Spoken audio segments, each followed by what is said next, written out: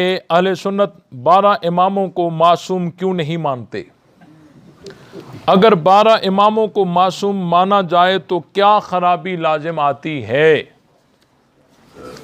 بھائی ہمارا سوال یہ ہے کہ آپ 12 اماموں کو معصوم کیوں مانتے ہیں؟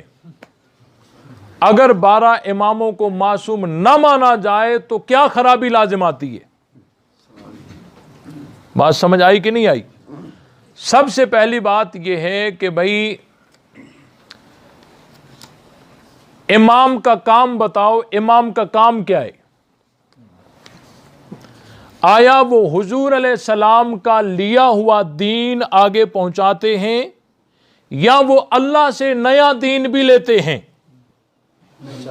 یہ سوال ہے کہ جو 12 امام ہیں تو یہ 12 امام ہمارے، اور الحمدللہ یہ سارے سنی ہیں، اہل سنت ہیں، یہ ہمارے ہیں۔ لیکن وہ جو کہتے ہیں کہ ہمارے 12 امام معصوم ہیں، ہمارا سوال یہ ہے کہ یہ 12 امام ان کا کام کیا ہے؟ کیا یہ حضور علیہ السلام کا لیا ہوا دین آگے پہنچاتے ہیں یا حضور علیہ السلام کے لیے ہوئے دین سے علیحدہ کوئی اور دین بھی لے رہے ہیں؟ اگر یہ لیا ہوا دین آگے پہنچاتے ہیں تو پھر تو معصوم ہونے کی ضرورت ہی نہیں ہے، کیونکہ علماء بھی تو حضور کا لیا ہوا دین آگے پہنچا رہے ہیں۔ پھر تو امام معصوم تو علماء کو بھی معصوم ہونا چاہیے۔ اگر آپ کہیں گے کہ نہیں جی یہ اور بھی اللہ سے دین لے رہے ہیں، یہی تو ختم نبوت کا انکار ہے۔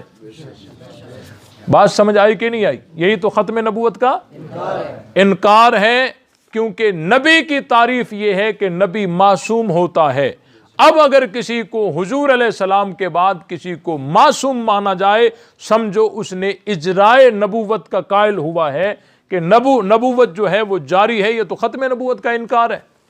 اور دوسری بات یہ ہے کہ عقیدہ امامت پر ایمان لانے کی پورے قرآن میں کوئی ایک آیت بھی نہیں ہے۔ نبی کی اطاعت کرو جنت میں چلے جاؤ گے، اللہ اور رسول کی اطاعت کرو کامیاب ہو جاؤ گے، جا بجا قرآن میں ہے، لیکن امامت پر ایمان لانے کی پورے قرآن میں کوئی ایک آیت بھی نہیں ہے۔ اگر کسی کے پاس ہے تو وہ پیش کرے۔ میں بات ہے کہ جس طریقے سے قرآن مجید میں آتا ہے نا کہ آپ کو متقیوں کا اب امام بنا کر بھیجا گیا ہے، 2-3 جگہ پہ امام کا ذکر ہے۔ دیکھیں میں کہہ رہا ہوں امامت جو شیعوں والی ہے، امام کا ذکر تو قرآن میں ہے، ربنا ہب لنا من ازواجنا وذریاتنا قرۃ اعین واجعلنا للمتقین اماما۔ اے ہمارے رب ہمیں متقین کا امام بنا دے۔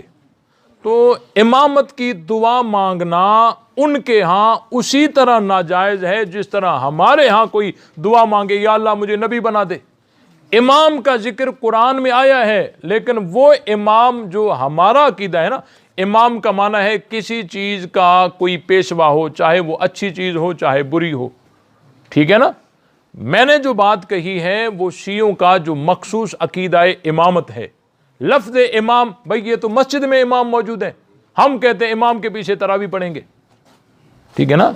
قرآن میں ہے امام جو ہے یدعون الی النار، ائمہ جو ہے وہ آگ کی طرف بلا رہے ہیں، یہ تو وہ جو ہے کافروں کو امام کہا گیا ہے۔